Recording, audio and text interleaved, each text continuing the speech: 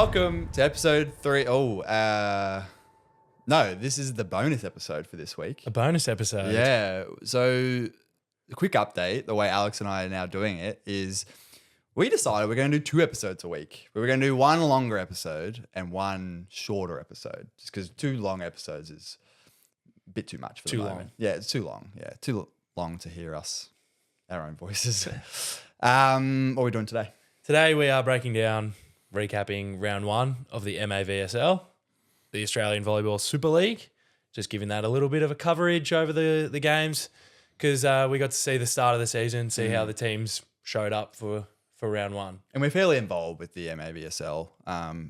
We'll be doing some commentary this weekend, and you play. I'm in the squad, so yeah.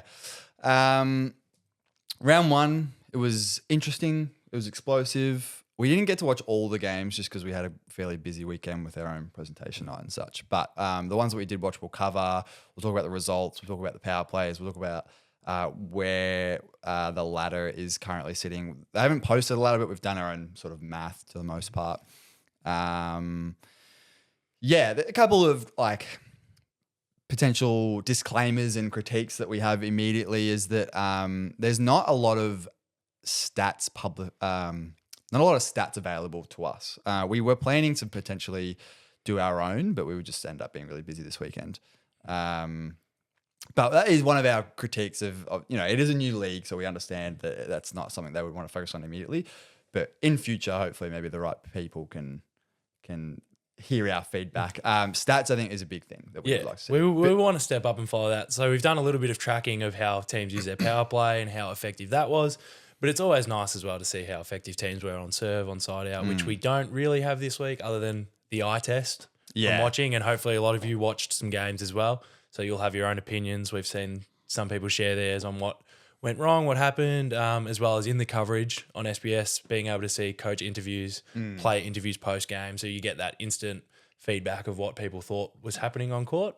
That's what we can cover today. And I think something that I really like, especially about the NCAA, is tracking seasonal stats for players. Like what's their seasonal hitting percentage and things like that. I know we're a long way from that, but it would just be a cool step up to see. Yeah, it helps average out good game, bad game, good point, bad point, because there's so much variability in volleyball. Sometimes people might hit a couple more errors, and when you only are taking stats from one game, it looks a lot worse than all these players are very good players. They've all earned their positions in these teams. So if you can average it out over a whole season, even though the season's still only 5 games, it reduces that variability a bit. So that's also a little bit of a disclaimer, is that all these players are very good. Yeah. They're all there playing. They've all earned their spots. None of this is criticism of people. It's all players are very good. And, I mean, we're doing a positive spin on a lot of it because there's a lot of good stuff. And, we're going to talk about errors a bit today. Errors happen in the highest form volleyball.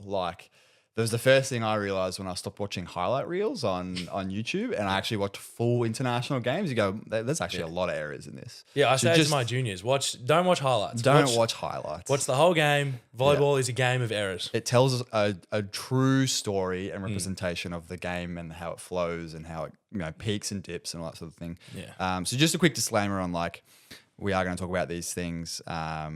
We do know these players pretty well anyway, so it's fine. So let's get into the first round results. The earliest game was New South Wales Phoenix versus Canberra Heat. I only caught the beginning of this game. Didn't catch the entirety of this game because it was when we were getting ready to go out for our presentation night.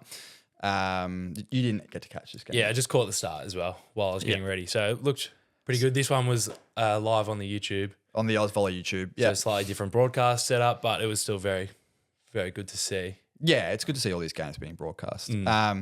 So the Heat, to me, had a really young development team, which probably tells a bit of a story about how this went down. The New South Wales had quite an experienced team. Younger players, but just more experienced, notably Ethan Garrett, who's played VNL. And is he your age? Yeah, he's 23, I think. Yeah. So young, but very, very experienced at the international level. And his younger brother, who also had an amazing game, Fraser Garrett, has a lot of they have a lot of experience at good competitions and they're so college young as well and professional. people are just getting more and more experience from younger ages. Yeah. So this was 5-0 to the New South Wales Phoenix men. A standout for me was Robert Murdoch. I don't know a lot about him, but compared to the Ethan and Fraser Garrett, and there's also a Rash Desange on the team, who's a absolute veteran in the VNL and the Oz Volleyroos, but we didn't see him this game. But he was a standout to me, Robert Murdoch. He came on and was just hitting winner after winner after winner. Some incredible angles I was watching at. I was like, wow, I really wish I could do that sometime. So stand out to him. Neither of us caught the women's game that day, but it was 3-2 going the way of the Canberra Heat women. Yeah, much closer, very close. Which we'll get into some bonus points and things on later. The game that we did catch was the Perth Steel and Adelaide Storm. First up was the women's. You want to tell us a bit about that? Yeah, there was a bit of turnover on the WA team. So they won gold last year, and they've got now in the reduced player list of 10 players, 50% of them are new. So they've got 5 new players to their roster, which maybe they didn't look like a new team. They looked very good for the duration of the game, but maybe that's what led to a couple of issues in communication, letting moments. SA get a couple more runs because SA had a very, very good, consistent game. We will look over the effectiveness of their power play usage, both teams, but both teams, I think, used it in a similar way. They sort of waited for that 9-10-ish point in the set, and then whichever team was trailing was the team that used it. Would usually call it. So, and it usually worked out in their favour that the team that was trailing at 10 points, so maybe it was 10-9, power play, that team that power played usually won that set. So that game was a 3-2 win to the Adelaide Storm. It was incredible work. Actually from WA, Elise Hislop and Tessa Brown tore it up in the middle. But those hitters, I said, met an immovable object in Chloe Jarvis. The SA lib was absurd in the ball she was getting up. Just got everything up. Keeping in play, a couple backwards dives, one-handed digs that just saved, got perfectly to the net. So that setter could then use Rebecca Reeve, a veteran, great player, heaps of experience, was just hitting ginormous pipes, lights out at the stick. And then something we'll touch on a bit later, but from my point of view on this game, both the men and the women, which we'll talk about in a second as well, Perth Steel seem to be a franchise that can really activate their middles. Two of the only teams we really saw this weekend that could activate middles, which we'll get into a little bit later. So props to them. And in both their results, unfortunately, the women coming a little bit short. Having been a newer team, I think having 5 out of your 10 in the squad be new and still competing and going to 5 is a massive result, I think, because changing out a team at this level is incredibly difficult to stay consistent season to season. 5 new players is a lot. Yeah. Proof of the depth and the coaching staff. They're doing something to have good turnover to still be out there to perform. And then for the men's side on Adelaide, maybe Nathan Roberts doesn't mind playing after coaching. I'm telling you, there's something to it. I'm telling you, he's a lot better than us. He's a lot better than us, but he assistant coached the Adelaide Storm women. Yeah. Then played. He actually did sit the first set. Maybe he was still warming up. Maybe he was still warming up probably after these games are back to back. So there's no real turnover pause time. But, about 30 minutes in between. He's got enough experience to make that work. So he mustn't mind that and played pretty well when he came on. But the WA Steel won that 3-2 with a lot of work through their opposite as well. Tom Hepton-Stall played.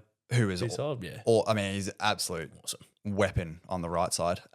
This game was wicked. This game was a rematch of the gold medal match last year, and it really went down to the wire. Golden point in the 5th set, and WA Steel just took it.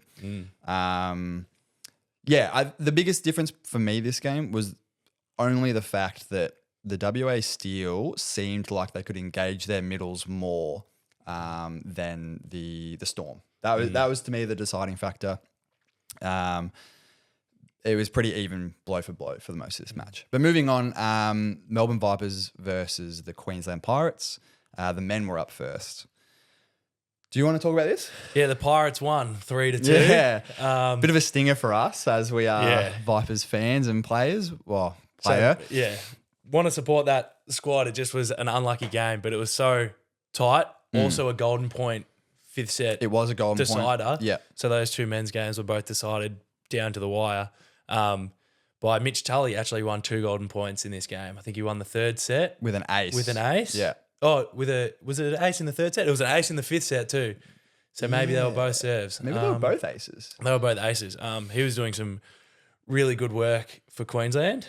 Having Ben Bell back makes a big difference as well. Like, he's such an experienced setter. Yeah. And you could see the speed and the variability of their offense as well really came through.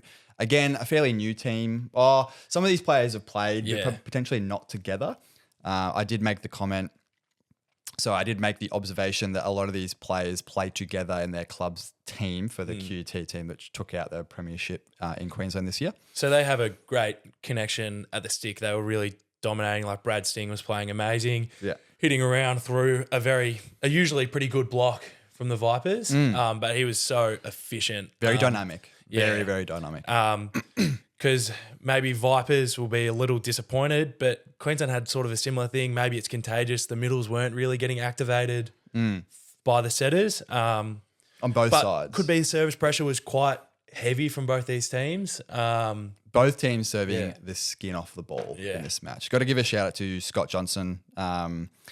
Was serving lights out for most of this game. And hitting lights out. And hit lights out as well. Yeah, and receiving lights out. Yeah, he really played phenomenally. So well done, Scott. On him, I think as Mick said, he's still a young guy, but it's scary that this is him at his young, because these teams will improve heaps over this season as you get more comfortable being next to these people, which you might not have played next to for the last year. Yeah. But he's very dangerous. Yeah. Terrifying to play against in our regular local season. Unfortunate for the Vipers. They just missed out on this one. Biggest thing I think was they probably needed to use the middles a little bit more. Like our teammate Noah, we know the damage that he can pull when he's engaged. And same with Bowie when we play against Nick Boston. Terrifying to play against him when he is firing and when he's getting set heaps. And Diluchesi when he's on. He's a utility by definition, can do it all. The most dynamic player. Literally does it all. I thought he played really well, given that he's probably playing an unfamiliar role at that level. The biggest thing that we saw was just a couple of unfortunate errors in power plays. So we'll talk about how valuable power plays are with the result and how they correlate to the results of these matches in a bit.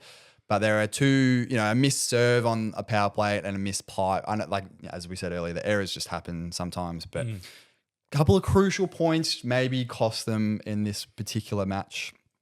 But anyways, it was a great match. Yeah, it was really a good match to watch. SBS did a really good job broadcasting this one as usual. Moving on to the women though, this one was fun to watch.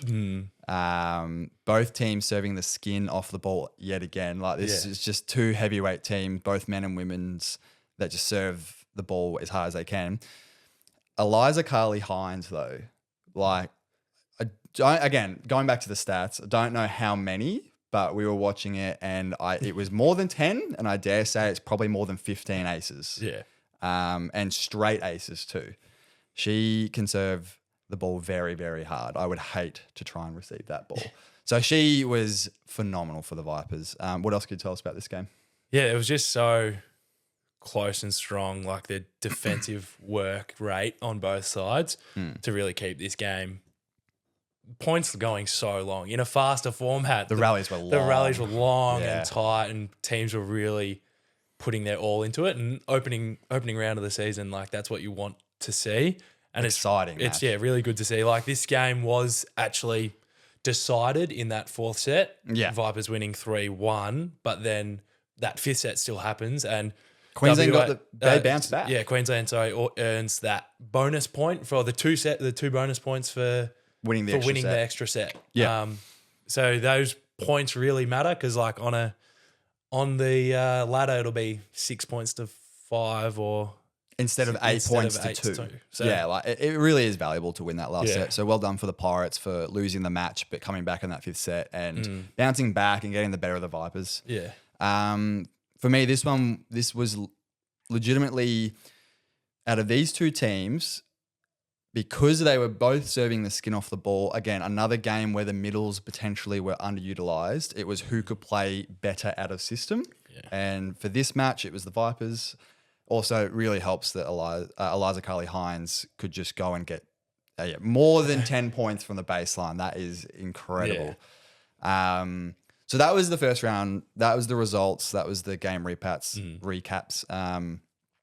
But we're going to talk quickly about the power plays and the relatively obvious correlation between how many points you win from your power play in your 3 rallies each time and whether you win that match or not. It's pretty clear.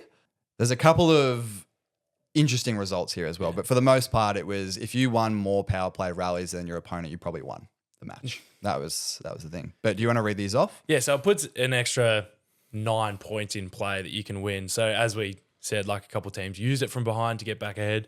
So we had the New South Wales men winning 12 points on power play. So they won 6 out of 9, which is quite good. You can always just halve this to work out how many out of 9 that they won. Yeah. And the New South Wales women got 8 power points. So 4 out of 9 is less than the half, but that's okay. The Heat men actually struggled with their power play. Maybe it was the inexperience and just the pressure new that they environment cause. and the suffocation that New South Wales men would put on them at the net. So they didn't get a power play point. And the Heat women got 10. So they were pretty solid on their conversion rate. The Steel men got 10. Steel women got 8. The Storm men were probably one of the more effective teams as well. They got 12 points on power plays, and the Storm women got 10. The Vipers men got 8. That was, as we said, a couple unforced negative errors happened on power plays, so they removed the ability to win 2 points, which is always a couple of missed opportunities. Yeah, in that really one. tough. Versus, the Vipers women really put the pedal on the gas when they were in power play situations, and they won 12. Yeah. The Pirates men won 8 power play points, and the Pirates women won 6. Yeah. So there's a couple of interesting ones there. So we'll do it back to back now. So the Phoenix men versus the Canberra Heat men, that was straight up 12-0 in terms of when teams scored their power plays, how effective. So the men, the New South Wales team winning 12 points out of their 18 and the Canberra Heat winning none. Again, Canberra being a very developmental team, I think as soon as a power play is called, the pressure just goes high. It goes really high. So it'll be good for them in the first round to go through those nerves, and I'd be interested to see if they bounce back. And now that they're more used to it, they've had their fair experience, the first round jitters is gone, and see if they can get some power play points in the next round. No doubt they'll find players and rotations that benefit them in that. Yeah. So maybe they're still figuring out what rotation to use them in, what player to rely on a little bit more, maybe to be that person in those situations that can have a high efficiency rate, a high kill efficiency rate. And who's comfortable. Who's comfortable. Who's really comfortable at that moment, I think is really important. To find a way to win a point out of system. Right. Especially. So for the women, the Canberra Heat won versus the Phoenix, and it was the Phoenix scored 8 power play points and the Heat scored 10. So only 2, but like it makes a difference. That's 2 extra points that you're getting over the other team just by having a side out at the right moment when you're in a power play rather than not in a power play. Perth Steel versus Adelaide Storm. The men score, so the Steel men scored 12 and the Storm men scored 10. So again, only 2 points, but when you've got a golden set, a golden point, that 2 points really mattered. Yeah. And then on the women's side, it was the Storm winning the match and they had 10 power play points versus the Steel only having 8. So again, only the 2 points, but they really matter. So here's this match going, again, golden point, so very, very tight anyways, but the Melbourne Vipers men and the Queensland Pirates in that match having 8 power play points each. Yeah, dead even, which really showed that each team was very effective. They were actually probably very reliant on the sticks, on your stick hitters, but those stick hitters were very efficient all game, so that's why they weren't blasting errors at those points, and the opposition, so that's why they were going point for point even through those power play points. Yeah, and a quick shout out to the Melbourne Vipers men.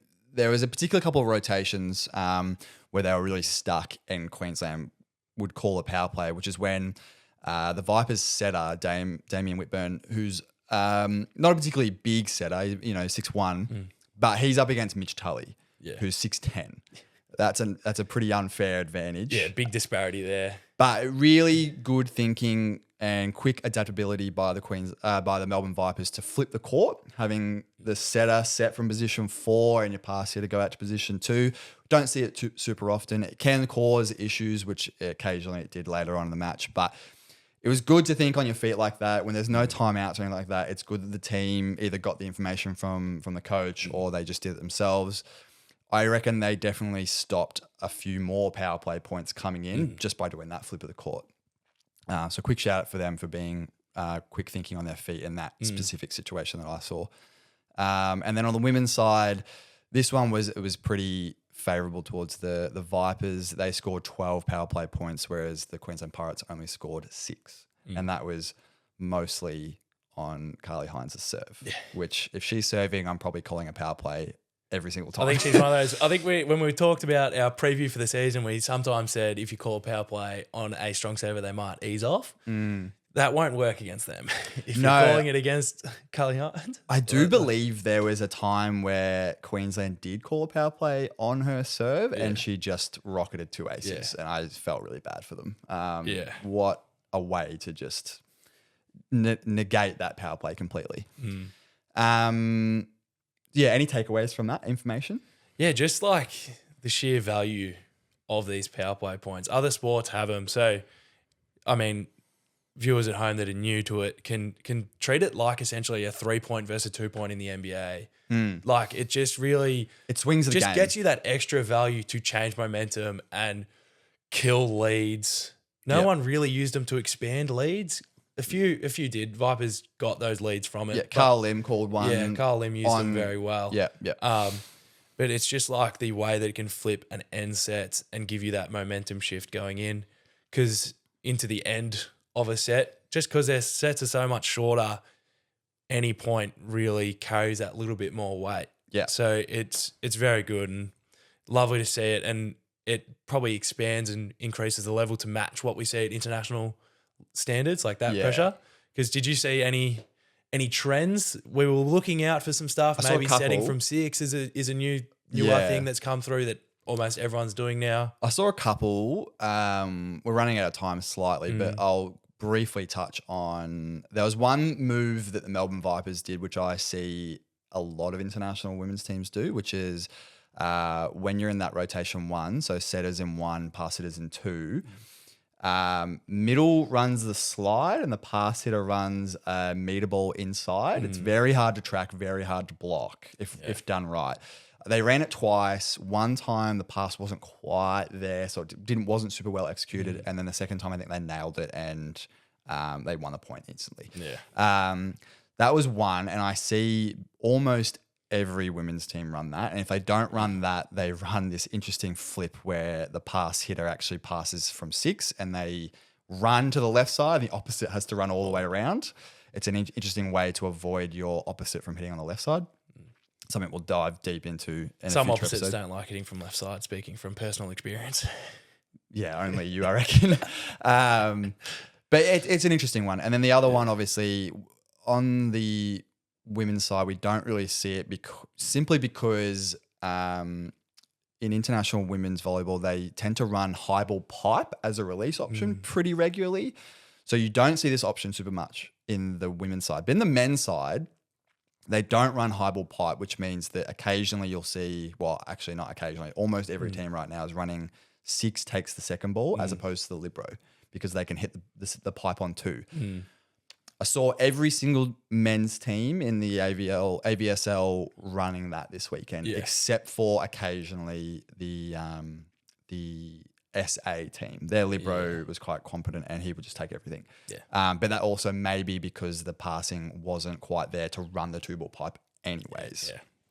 Otherwise, didn't see too many other trends from international volleyball. There's a few other things that I'd like to mention, which we'll cover in our next episode when we do the Olympic matches breakdown, and we'll talk about some parallels and stuff there. The only other thing I want to mention is we sort of nailed it on the head with our predictions on when coaches were going to call power plays, which is that they're really going to call it in spite or they were going to call it to catch up. There's a couple other fringe ways that they used it on the weekend, but the other one that was more going into catching up, but was very specific, and I saw a lot of coaches do it, which makes a lot of sense. When the other team cannot call a power play in spite, that was when we saw a lot of teams call a power play. So, for example, in the men's game for the Melbourne Vipers and Queensland Pirates, it was very intentional from our point of view that once one team got to 12 and the other team was trailing, that was when the power play was called, because that meant that the other team couldn't call it in response, because once you get to 12 points, you can't call a power play. I thought that was interesting. I think we did touch on it, but it was just confirmation that that was how teams were going to use it. Yeah, as interesting it is to see when teams do use it, you get to watch over 5 sets. You only have the 3 power plays. You get to see the sets. Neither team uses it. Yeah. Or a team holds on to it because maybe you just lose a set. I know no one will ever say that you're giving up a set, but you just hold on to it maybe. Or maybe you don't even need it to win the set or to put that pressure. I know in one of those games, I think Vipers women pushed back without needing a power play. I think they were only down by 2 or 3 points, but they didn't need a power play to bring it back. So you might not even need the power play if you're really good and efficient. Yeah, but it is hard to be really good and efficient when the other team has one in their back pocket and you never know when they're going to use it. Yeah. Except for when they're above 12 points. All right. We don't have a ladder update. Hasn't been posted just yet, but we're going to read through the current championship point totals for each team. Do you want to do the women's? I'll do the men's. Yeah, so the women's, the New South Wales Phoenix have 5 championship points. They got a bonus point by losing within 10. Yep. So even though they only won 2 sets, which get you 4 championship points, they then get a bonus point for losing by within 10. So for the total score points for each team. So, for example, the New South Wales Phoenix lost that match, but they actually had 77 total points, whereas the Canberra Heat had 75. Yeah. So they actually beat them, but they lost the match. Some of those margins just went the wrong way. Yeah. Yeah. But So you get an extra point for that. Yeah. So Canberra Heat women 6 championship points. The WA Steel got 5 championship points, got a bonus point as well for a similar losing, but within that close margin. The Storm got 6 championship points. The Vipers got 6 championship points. And the Queensland Pirate women as well got 4 championship points. Yeah. So very close. It's only the first round. No big leads, which means that the competition is very tight. On the men's side, there were some big leads. This first game. So the New South Wales Phoenix men, they're on 11 points. So this is the other bonus point we see, which is bonus for beating a team by more than 20 total points. And I think they only just scraped by this one. Let me check. So New South Wales Phoenix scoring 90 points, whereas the Canberra Heat scoring 65. Yeah. So quite a bit more than 20 points, but you get an extra point for that. So the Heat, unfortunately, on 0 points. The Steel on 6 points. The Storm on 5. Again, another bonus for being within 10 of the total score. Vipers on 5, again, being within 10 of the total score. I think actually they scored more. Let me double check that here. So the Melbourne Vipers scoring 85 total points for that match, whereas the Queensland Pirates only scoring 80. However, Pirates did win that match. But so Vipers, 5 championship points, Queensland Pirates on 6. So it's a really interesting flip to how you think about a ladder, because it's not so wins and losses. Yeah. Because a lot of those games are a lot closer to being a draw than they are a straight win or loss being 6-5. So on that ladder, those teams are a lot even. So it'll mean that the ladder's a lot more close, probably condensed until sort of that end of the season. So it'll be really interesting to see how matchups shake up. Yeah.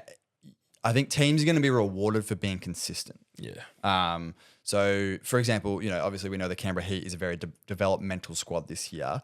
If teams stoop down to their level by not being consistent, not playing their brand of volleyball and lose a couple sets, then that will potentially accelerate teams ahead that are consistent and get them, and that can get that 4 or 5 set advantage over them. And Heat'll hit that high level for points and take sets. They'll be fighting for it. And they'll be dangerous because often, how many times have we been 2 sets up on a team and then been reverse swept?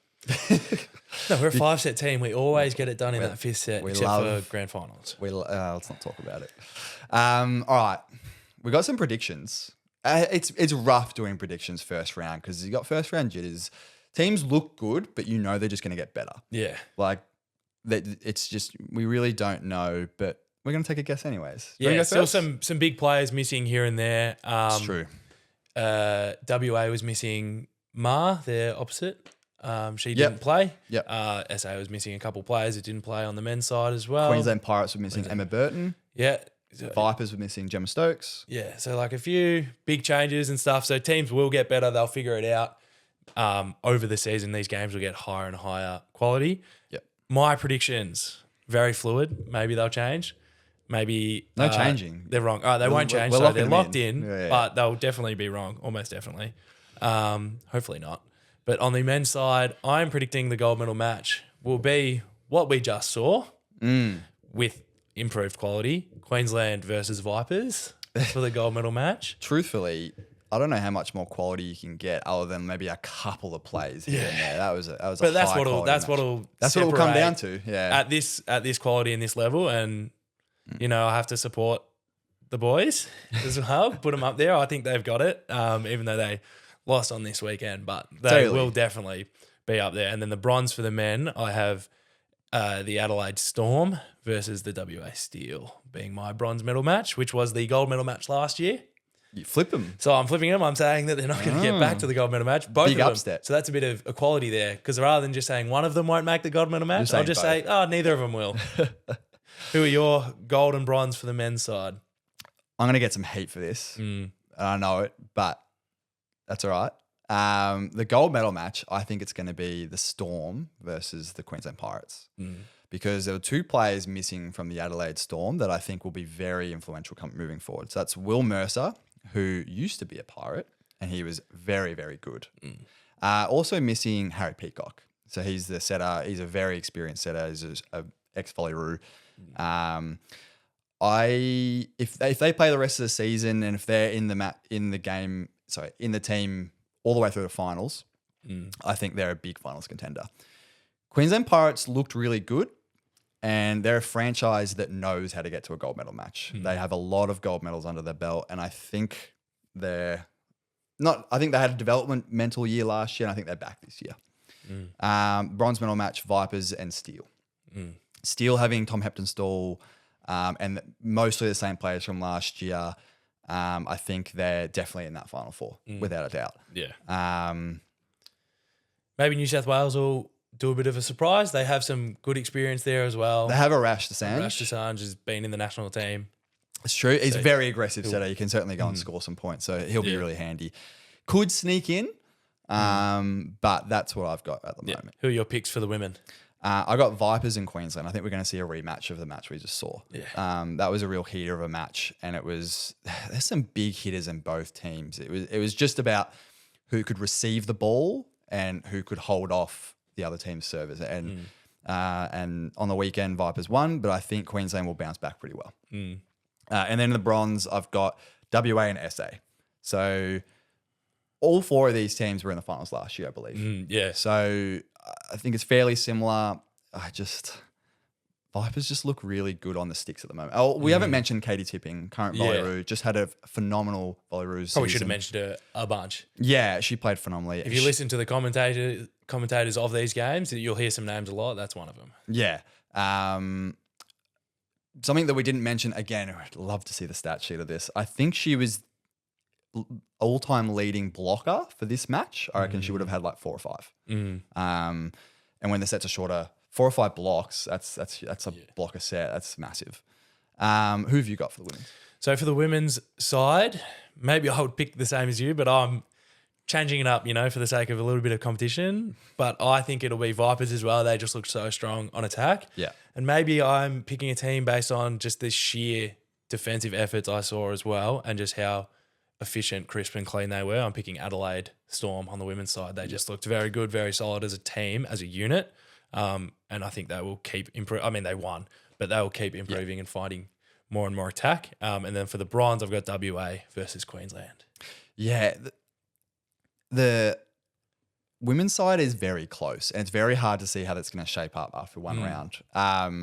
Same with the men's side, but particularly like knowing that all 4 of these teams were in finals. WA took it out last year. Vipers have got some talent back. Like it's going to be really interesting, and I'm really excited to see how it shapes up. So we really want to keep everyone in tune for round 2 because it'll keep shaking out. So you will be able to watch those games again on YouTube and on SBS on demand. So the first game you'll see next weekend or this weekend is New South Wales Phoenix versus Perth Steel, 5 p.m. AEST on SBS on demand. That game's happening in Sydney. Yep. And then we've got the Melbourne Vipers versus the Canberra Heat on the AusVolley YouTube channel at 3 p.m. That'll be us commentating. That will be us commentating. So unless you get picked for tune in. So for those who don't know, a quick recap, most squads are 20 and 10 get picked to play each round. Yeah. And it's usually announced on the week. Yeah. But otherwise, I'll definitely be commentating. Queensland Pirates versus Adelaide Storm at 7 p.m. on the AusVolley YouTube channel as well. All these times are East Coast times. Yep. So WA, you guys will be on an hour behind. I don't really You can know. do that math. Yeah, it's an hour. It's like 3. Yeah, I'm not really good with time. And I work with internationals all the time. So, yeah, that's it for this episode. Thanks for tuning in. We hope you enjoyed this round one recap. We'll be doing round 2 potentially a little bit later though, because Alex and I are actually coaching the Union Nationals tournament in Canberra. So we'll be recording on the go from there. We'll see how that goes. Yeah, thanks for listening. We always encourage you to send in questions, feedback, topics you want us to cover in the future. Reach out to us on Instagram and on our YouTube. Throw us in the comments. Yeah. Anything else? Yeah. Thank you. Give us your opinions. Yeah. See, who do you think is going to be in the finals? Give us your final 4 in the comments. Join our Discord. Give us your star players from round 1. Who you think's going to keep tearing it up? Who you think's going to appear maybe over the rest of the tournament? Yeah. Thank you. Thank you.